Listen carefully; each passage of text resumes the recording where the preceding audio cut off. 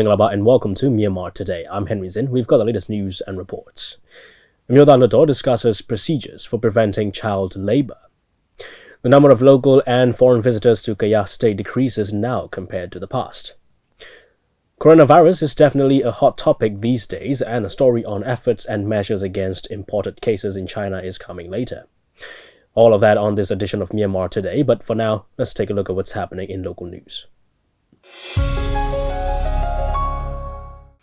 State Councillor Aung San Suu Kyi received UN Resident Coordinator for Myanmar, Ola Amgren, on Monday at the Ministry of Foreign Affairs in Naypyidaw. The officials exchanged views on strengthening cooperation between Myanmar and the United Nations based on mutual trust, enhancing cooperation with the United Nations, including international partners in the provision of humanitarian assistance and granting improved humanitarian access, to streamline travel authorization procedures for UN staff to speed up the process, to support Myanmar in the implementation of the Myanmar Sustainable Development Plan, and to provide assistance to Myanmar's preventive measures against the COVID-19 pandemic. A donation ceremony for medicine and equipment for COVID-19 was held at the Defence Services Orthopedic Hospital in Myanmar Township, Yangon region on Monday. Commander-in-Chief of Defence Services Senior General May Aung Hlaing delivered a speech regarding the donation, and Major General So Win, Director of Directorate of Medical Services, explained the Damador's preparations for COVID-19. Adjutant General Lieutenant General Myo Tain handed over a water purification machine worth 2.5 million kyats and medicine and equipment worth 144.7 million kyats donated by families of Damador, Army, Navy and Air for Webagi Specialist Hospital in South Okalapa Township to Dr. Tum Yin, head of Yangon Region's Public Health and Medical Services Department. This was followed by Senior General May Aung Hlaing and the Commanders-in-Chief of the Navy and Air Force accepting donations from private donors and conferring them with certificates of honor. The families of Damador donated 148 million kyats worth of medicines and equipment, 6 ventilators, 60 portable ventilators, 5 oxygen tanks, and test kits for 20,000 people. The Ministry of Health and Sports has initiated its coordination and command centers to control measures against COVID-19 in the country, amid worries about a high risk of the viral disease due to the returnees from the countries and territories with the confirmed cases of the pandemic. Union Minister Dr. Myen Tway advised health authorities from states and regions during the daily meeting through video conference on Monday. He also said that the ministry has already developed a working plan for treatment and controls to the first case in line with the latest therapy, and it will be distributed to the hospitals in states and regions. The Union Minister also acknowledged the coordination of Sayador Dr. Ashin Chakindat, the President of Myanmar Football Federation and the Hoteliers Association to set up quarantine places. He highlighted the effectiveness of the 14-day quarantine strategy in the countries with pandemic cases over the 2 months. Depending on the epidemiological conditions of the returnees from the countries and territories of high cases or low cases, facility quarantine or home quarantine is being practiced. A 36-year-old male Myanmar national with an American green card from T-Dim of Chin State arrived in Myanmar on the 13th of March.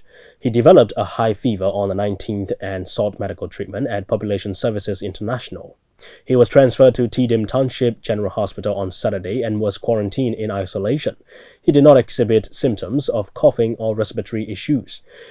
A lab specimen was obtained on Sunday and sent to the National Health Laboratory in Yangon, and the lab result on Monday showed he has COVID-19. Medical examination at 11 p.m. on Monday reported that the patient was recovering and he did not exhibit high fever or respiratory issues. He continued to be quarantined in isolation in T-Dim Township General Hospital.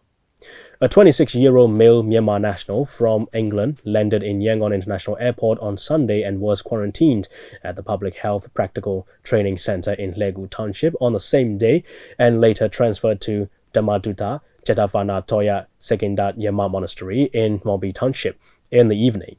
The patient had not exhibited symptoms of high fever or respiratory issues since landing in Myanmar. However, his lab result on Monday showed that he has COVID-19. He has been transferred to Webagi Specialist Hospital on Monday evening and is quarantined in isolation. The National Health Laboratory in Yangon conducted 4 different testing protocols on the lab specimens acquired from the aforementioned 2 patients for accurate results.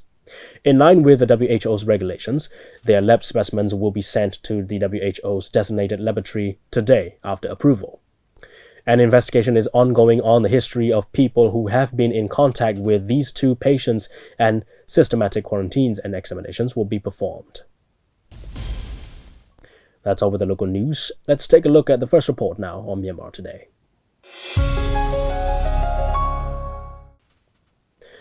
On the 12th day of Second Myanmar Hluttaw's 15th regular session, Deputy Minister for Labour, Immigration and Population, Myanmar responded to questions raised by a Hluttaw representative concerning how the responsible governmental organizations are taking actions to prevent child labour according to the Myanmar Child Rights Law 2019. DJ Zin has the details. On the 12th day of Second Myanmar Hluttaw's 15th regular session, a question about the current situation of protection for child labor was raised, and the Ministry of Labour, Immigration and Population responded to that question.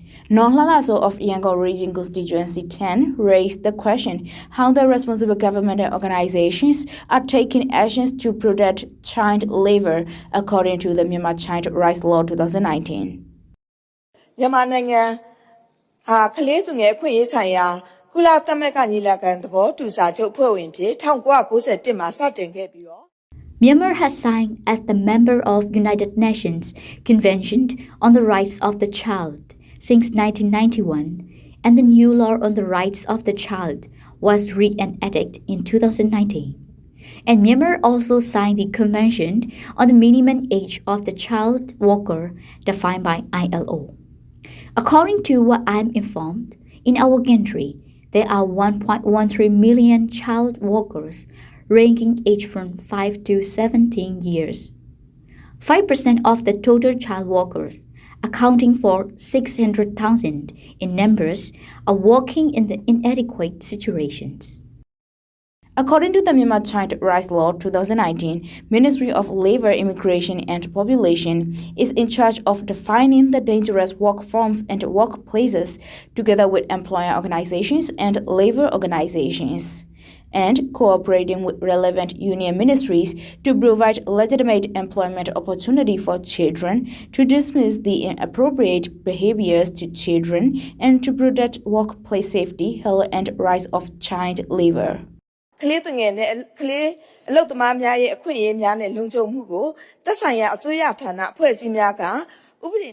is mentioned in the law that the relevant ministries have the responsibility to protect the rights of the child. Therefore, it is necessary to support the number analysis of the child labor in respective regions and states, analysis of the ground situation of rights and safety for the child labor, the legal procedures for any violation of child rights, and to provide a safe place for children. For the question raised, Deputy Minister for Labour, Immigration and Population, Myanmar responded that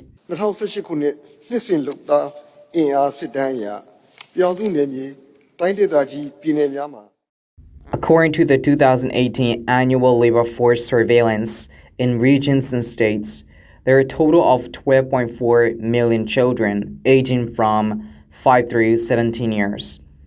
The children who are not working are 11.9 million in number.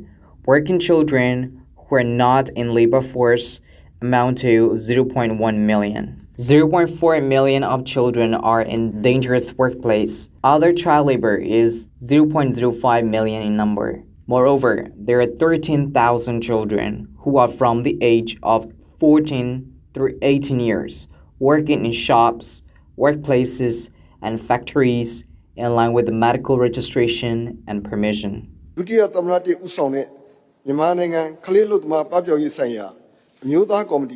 Under the leadership of Vice President Myanmar, Myanmar National Committee on Child Labor Eradication was formed, and the committee is working to eradicate the child labor in worst working industry and to remedy them by forming 8 working committees and 6 visions starting from January of 2019. Myanmar has signed the Convention of Worst Forms of Child Labor by ILO in December of 2013. Factories at 1951 and Shops and Workplace Law 2016 were amended and the minimum age of child labor was changed to 14 years. Myanmar National Committee on Child Labor Eradication, in cooperation with Naypyidaw Council and respective committees in states and regions, is working for labor inspection of industry, shops, and workplaces to protect the rights of the children. According to the Deputy Minister U Myin Zai, public awareness raising programs are conducted and youth training schools are also established. Moreover, Ministry of Social Welfare Relief and Resettlement is to use 10 million just budget for 100 children under the title of Rescues, Care and Settlement in 2019-2020 fiscal year. That's all for now. This is Thora Susie from MI Radio. That's Hluttaw's discussion on procedures for preventing child labor. All right, we'll carry on with the next report here on Myanmar Today.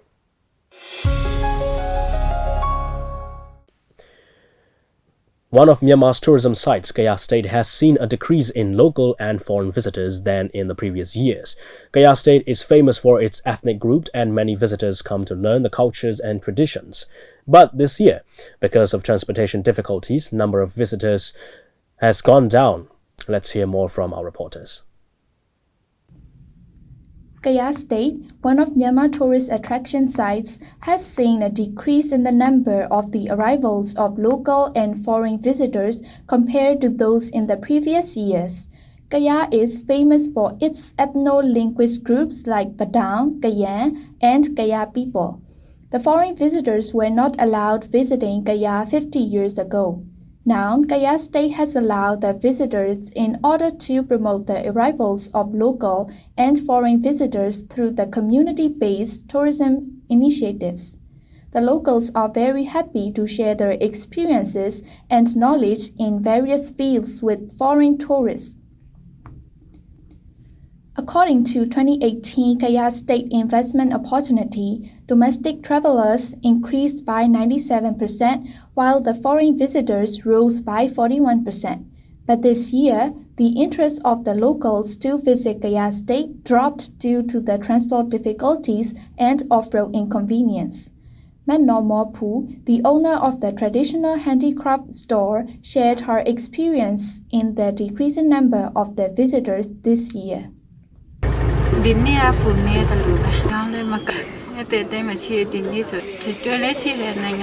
This year's decreased visitor has decreased in number compared to those in the previous years, especially domestic visitors.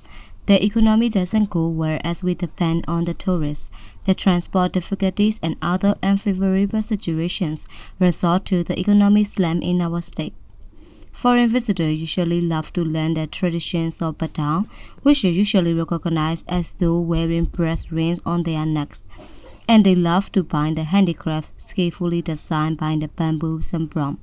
The main souvenirs we serve are the handicraft, clothing, and weaving.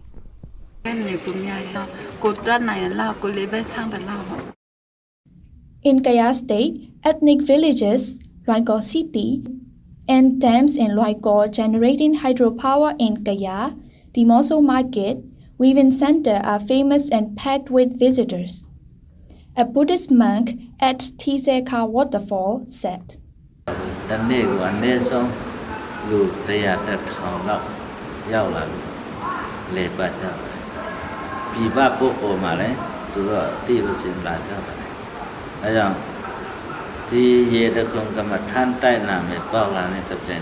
Tiseka Waterfall has become famous over the past few years because of its beauties and peaceful sightseeing.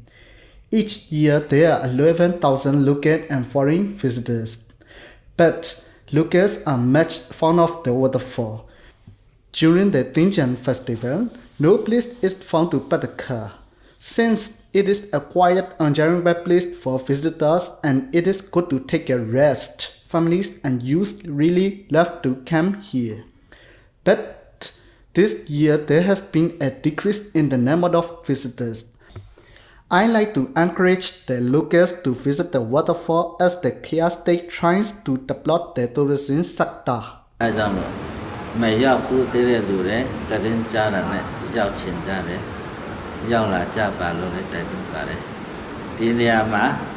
ပြောစရာနေရာလည်းဖြစ်တယ်တရားအထုတ်ခြင်းစရာလည်းဖြစ်တယ် State Councillor Daw Aung San Suu Kyi remarked that ethnic traditional quality products could be exported to foreign markets, and ethnics tried harder to promote ethnic cultures and tourism at the previous Myanmar Ethnic Cultural Festival. Kayah is also one of the famous tourism sites, and it is really important to promote the cultures and traditions. That's a report on the decrease in the number of local and foreign visitors to Kayah State now compared to the past. All right, let's have a look at the currency rates now from Myanmar's central bank and the stock exchange. $1 is at 1,421 kyats. 1 Chinese renminbi is at 199 kyats. 1 euro is at 1,521 kyats. 1 pound sterling is at 1,652 kyats. 1 Singapore dollar is at 975 kyats. 1 Malaysian ringgit is at 319 kyats. 1 Thai baht is at 43 kyats, and the Indian rupee is at 18 kyats. Gold is trading at $1,571. Silver is at $13, and Brent crude oil is at $24. On the Yangon Stock Exchange, FMI is at 11,000. MTSH dropped 50 and it's at 3,750. MCB dropped 300 and it's at 8,200. FPB dropped 500 and it's at 21,500. TMH is at 2,800. Stay with us as we bring you more reports on Myanmar Today. I will next be joined by Mr. Xu Qingtuo, a senior journalist from China Media Group, to have a little discussion over efforts and measures against imported cases in China. Now, as far as we are concerned, we have noted that China is beefing up measures to handle the imported cases. What is the update on that? What are the measures being taken to address this? I'm Xu Qingtuo reporting from Beijing. Yes, Xiaotangshan Hospital was reopened on March the 13th. We know the hospital was built about 17 years ago to deal with the SARS crisis. So after some renovation, the hospital was put into use. Currently, there are some 1,600 beds, so there's a pretty spacious, obviously, to accommodate the increasing number of the new cases, new imported cases, I would say. And already 600 medical workers, mostly from the hospitals in Beijing, were sent there to take care of the medical work, expected to increase, to grow in the next few weeks or months. We don't know yet.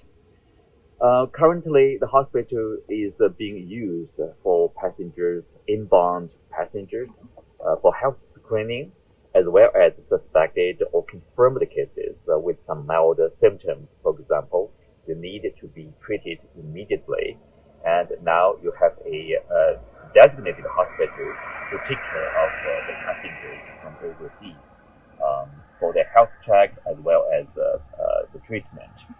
So this is the move is in response to the latest development, in particular in Beijing, that is the growing pressure of imported cases of coronavirus.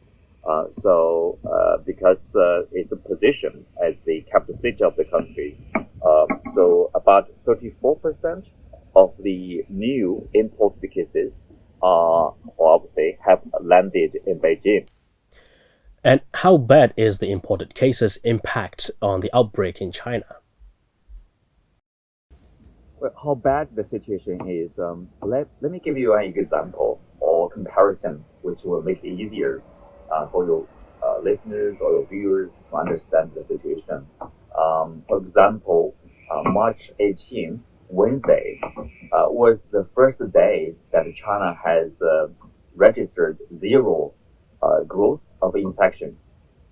So that means a complete success of the campaign against coronavirus. So it's a day of celebration. But if you look at the picture, there are still some new cases, 34 of them actually. That's not a small number. And all of those cases were imported from other countries or cities or regions. So they are all imported from overseas. And then that's the real challenge. How do you deal with the increasing number of imported cases and then the treatment? And then the key is to prevent the new cases from spreading to other people.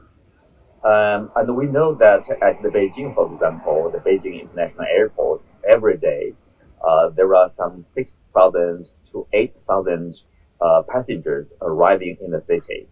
So the challenge is really to have those people check their health, have their temperatures measured, and ask them to report their health situation. And for some who are with symptoms, you also need further tests to make sure they are healthy or if they need some further treatment. And what is the update on the imported cases and recovery rate? So the registration of imported cases only started at the end of February, so it's about 2 weeks already. But we do have, but we do know the total number is about 200 cases or imported cases in Beijing and the other parts of the country. I think the real concern or the fear of the authority is that you don't want to miss out any passenger or any single passenger, either with some symptoms or without the symptoms, but carrying the virus. All right, thank you so much for your time and information, Mr. Xu. Well, that's something about efforts and measures against imported cases in China. And that's all we have for today's reports, and it's probably time to check on some international news here on Myanmar Today.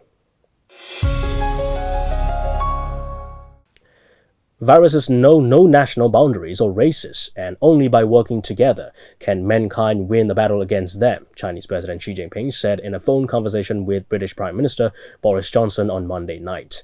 Both leaders voiced support for the role of the World Health Organization in the global fight against the COVID-19 pandemic.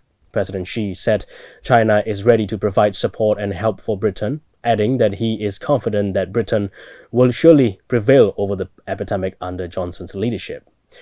Reiterating that the Chinese government attaches great importance to protecting the health and safety of Chinese citizens overseas, Xi expressed his hope that Britain will take concrete and effective measures in safeguarding the health, safety, and legitimate rights of Chinese nationals on its soil, particularly those studying in Britain. The British government is telling anyone with symptoms to stay indoors for up to 14 days. Those older than 70 or at high risk are also urged to self-isolate. CGTN's Michael Voss visited communities rallying to help those in need. How to keep positive while stuck indoors with no visitors allowed. This care home, whose residents age from 76 to 101, has discovered a traditional way of communicating to keep more letters. Strangers from around the world are sending letters and cards after staff placed a social media post saying that because of coronavirus, they were now isolated inside. It makes me feel that somebody cares. I think that's the important thing. I think we need to think that somebody cares. This is just one example of how people are going out of their way to help the old and the vulnerable. A new online group called COVID-19 Mutual Aid registered around 1,000 support groups across the country this week, offering to assist those who can't go out with grocery shopping and other support. Some supermarkets are now opening early, giving priority entry to over 70s and other special needs customers so they can shop in peace and get what they need. Others are giving them priority entrance during the day. This follows ugly scenes where some panicked buyers have shown little regard for the vulnerable. In Scotland, Partick Thistle Football Club has changed its name to Partick Thistle Family Club, reaching out to elderly season ticket holders. Eggs, okay. and toilet roll kit. Players and staff are now contacting all of the club's elderly and vulnerable fans to see if they can be of any help. They come and pay to watch us every weekend, so... The club is working to beat coronavirus, using its resources to support its supporters. These are fans in isolation, so it's all contact-free. So we're strong thistle, and this is one of the best ideas that's come out. Italy made headlines for neighbours lifting spirits by communal sing-alongs. Now members of the Soul Inspiration Choir in Oldham near Manchester have started giving street performances for their neighbours who are stuck indoors.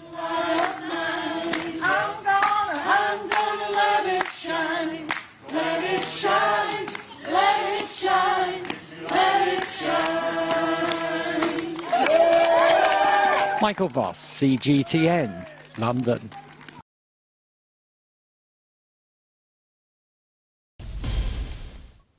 In other news, South Korean President Moon Jae-in on Monday called for a full investigation into a shocking Telegram sex slave video purportedly involving women, including underage girls, according to Yonhap news agency.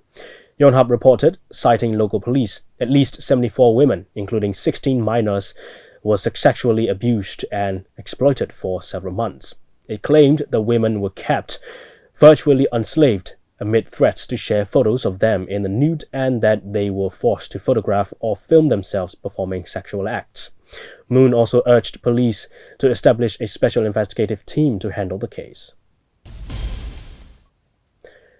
G20 leaders met this week but not in person. On Monday, finance ministers and central bank governors met online as part of international recommendations to practice social distancing to discuss a coordinated response to the COVID-19 pandemic.